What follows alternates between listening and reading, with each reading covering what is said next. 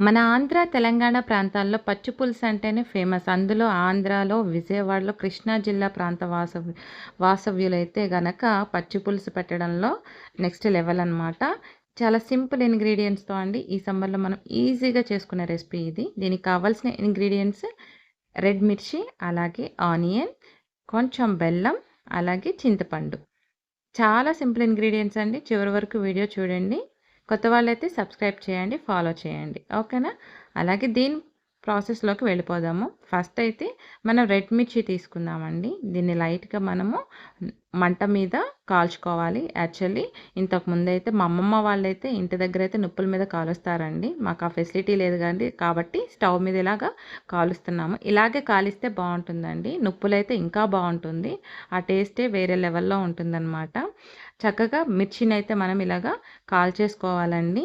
Stove మీద కాల్చేసుకుంటున్నాము. మీరు నిప్పులుంటే గనక నిప్పుల మీద కాల్చండి. చాలా టేస్టీగా ఉంటుంది. స్మోకీ ఫ్లేవర్ వస్తుంది కదా! మా అమ్మమ్మ గారైతే ఇప్పటికే అయితే కట్టెల పొయ్యి యూజ్ చేస్తారండి. అక్కడైతే గనక నొప్పులుంటాయి కాబట్టి వాటి మీద కాలుస్తారు. మా ఇంటి దగ్గరైతే ఆ ఫెసిలిటీ ఉండదనమాట. పెట్టినా ఊరుకోరు చుట్టుపక్కల వాళ్ళు. అలాగే మనం చింతపండునైతే ముందు నానపెట్టేసుకోవాలండి. నానపెట్టేసుకొని మనం ఎంతైతే క్వాంటిటీ చేసుకుంటున్నామో మనకి పులుపుకు తగ్గట్టు ఉప్పు కానీ, చింతపండు కానీ, బెల్లం కానీ వేసుకోవాలండి. ఇవన్నీ కూడా మన టేస్ట్‌కి తగ్గట్టు వేసుకోవడమే, సరిపడా వేసుకోవడమే. ఫస్ట్ అయితే జస్ట్ కొంచెము మనకి పప్పు గుత్తి ఉంటుంది కదండీ! దాంతో అలా మెదిపేశారనమాట. మనం వెంటనే ఇది ఎక్కువ మనం హ్యాండ్‌తో చేసే ప్రాసెస్ అనమాట. ఫస్ట్ మనం దాన్ని కొంచెం సేపు అలా మెదిపేసిన తర్వాత మనం హ్యాండ్‌తో స్క్వీజ్ చేయడమే. మొత్తం నలిపేయాలన్నమాట బాగా. ఇది చేత్తోనే చేస్తే బావుంటుందని హ్యాండ్‌తోనే చేయాలి ఇది. హ్యాండ్‌తోనే బాగా అంటే బాగా మెష్ చేయాలన్నమాట అది. చేసిన దానిలో ఉన్న ఆ ఫ్లేవర్స్ అంతా దిగుతాయన్నమాట. చక్కగా ఇవి మనకి సమ్మర్‌లో సింపుల్‌గా 2 మినిట్స్‌లో అయిపోయే ప్రాసెస్ అండి ఇది. ఎందుకంటే ఈ సమ్మర్‌లో మనం వంటగదిలో గూడా వండలేము. మన బెడ్‌రూమ్‌లో అన్నిటిలో వేసి పెట్టుకుంటాం గానీ, కిచెన్‌లో పెట్టుకుంటామా? పెట్టుకోలేం కదా! వంట చేసేటప్పుడు చెమటలైతే విపరీతంగా కారుతాయి. అందులో టిఫిన్ చేయాలి, లంచ్ చేయాలి, తర్వాత డిన్నర్ చేయాలి. డే మొత్తం ఆడవాళ్ళకైతే ఇంట్లో ఉండే ఆడవాళ్ళకైతే కిచెన్‌లోనే 99.9% కిచెన్‌లోనే సరిపోతుంది జీవితం మొత్తం.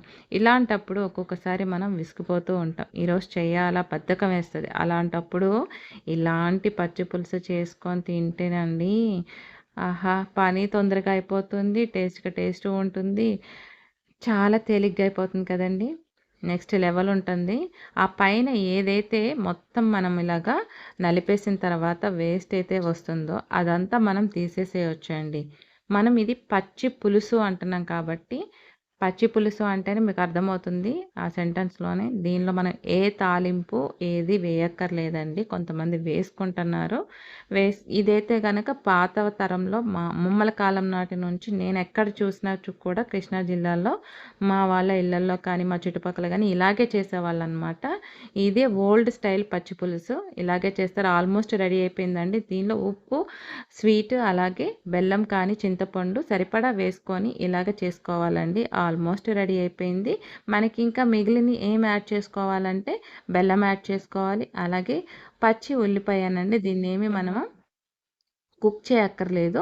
మనం కట్ చేసి మనకి ఈ యాడ్ చేసుకోవడమే చిన్న ముక్కలుగా కట్ చేసి. ఇదంతా కూడా మళ్ళీ చేత్తో మెదపాలండి. మనకి బెల్లం అయితే గనక తురిమేసి వేసుకోండి ఈజీగా. మేమేంటంటే ఆ టయానికి బెల్లం గడ్డ ఉంటే వేసేసామనమాట. అయితే తర్వాత కొంచెం కరగడానికి టైం పట్టింది. ఇంతేనండి ప్రాసెస్ అయితే. మనం అన్ని ఇంగ్రీడియెంట్స్ వేసుకొని చేత్తో బాగా నలిపేసేసి టేస్ట్ చూసుకోవాలి అన్నీ సరిపోయినాయా లేదా అని. Thank you for watching. మీరు కూడా ట్రై చేయండి, కామెంట్ చేయండి.